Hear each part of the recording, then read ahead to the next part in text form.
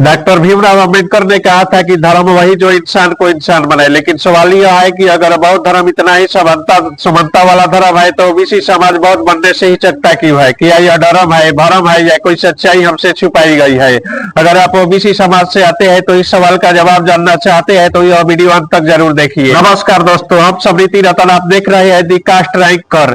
आज हम बात करेंगे एक संवेदनशील लेकिन जरूरी बौद्ध और ओबीसी पर। यह वीडियो किसी धर्म के खिलाफ नहीं बल्कि सोचने और समझने की कोशिश है। सबसे पहला कारण है दोस्तों समाज खोने का डर। दोस्तों ओबीसी समाज के बौद्ध धर्म से ही चकने का सबसे बड़ा कारण है पहचान खोने का डर। एक आम ओबीसी व्यक्ति के मन में यह सवाल चलता रहता है कि अगर मैं बौद्ध बन गया तो लोग मुझे क्या कहेंगे? क्या मेरा परिवार मुझे अपनाएगा? क्या समाज मुझे अलग नजर से देखेगा? सदियों से ओबीसी समाज ने खुद को एक हिंदू समाज का हिस्सा मानकर जीना सीखा है। त्योहार, रीति रिवाज, शादी विवाह सब कुछ इस पहचान से जुड़ा हुआ है। ऐसे में जब बौद्ध धर्म की बात आती है तो लोगों को लगता है कि यह धर्म सिर्फ बदलना नहीं बल्कि पूरा सामाजिक पहचान बदलना है। गांव वाला, रिश्तेदार सबका दबाव होता है। लोग डरते हैं कहीं उन्हें समाज से काट न दिया जाए। सच तो यह है कि इंसान सबसे पहले भगवान से नहीं समाज से डरता है। दोस्तों ओबीसी समाज के मन में बौद्ध धर्म को लेकर दूसरा सबसे बड़ा डर है आरक्षण और अधिकारों का डर।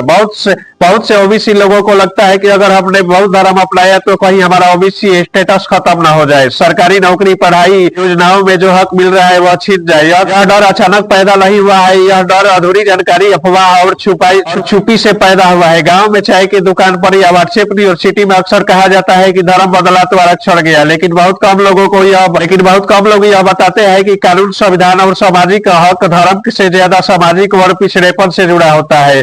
जब सही जानकारी नहीं दी जाती है तो डर अपने आप में सच में बदल जाता है। और याद रखिए, डर सबसे बड़ा हथियार होता है बदलाव रोकने का। दोस्तों ओबीसी समाज को बौद्ध धर्म से ही चकने का तीसरा सबसे बड़ा कारण है धर्म और अम्बेडकर आंदोलन को सिर्फ एससी समाज से जोड़कर देखा जाता है। बहुत से ओबीसी लोग मन ही मन सोचते हैं यह आंदोलन हमारे लिए नहीं, यह तो किसी और समाज की लड़ाई। इसी सोच की वजह से ओबीसी समाज खुद को इस विचारधारा से डर महसूस करता है। हम अक्सर इतिहास पर नजर डालें तो बौद्ध धर्म किसी एक जाति वर्ग तक सीमित नहीं था। यह धर्म उस समय के किसी कारीगर, श्रमिक और शोषित वर्ग को आवाज बना। लेकिन जब किसी आंदोलन की पहचान धीरे धीरे एक ही समाज तक सीमित कर दी जाती है तो बाकी सब आज खुद ब खुद पीछे हट जाता है। दोस्तों ओबीसी समाज के बौद्ध धर्म से ही चकने का चौथा सबसे बड़ा कारण है नेतृत्व और सही मार्गदर्शन की कमी।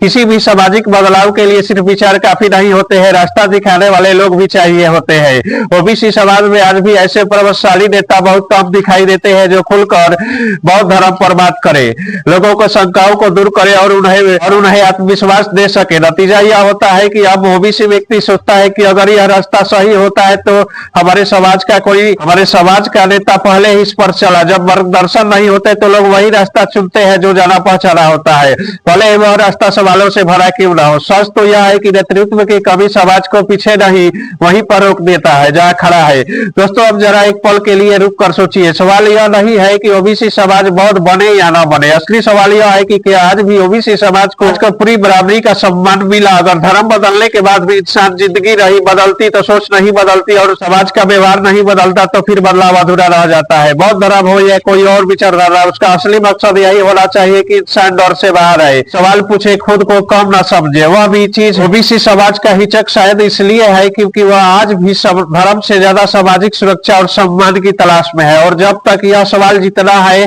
तब तक चुप रहना भी एक जवाब बन जाता है। बौद्ध धर्म बनना या ना बनना किसी पर थोपा नहीं जा सकता, लेकिन सोचने और सवाल करना और सच्चाई जानना हर इंसान का अधिकार है। शायद ओबीसी समाज आज भी हिचकता है क्योंकि डर ज्यादा और जानकारी कम।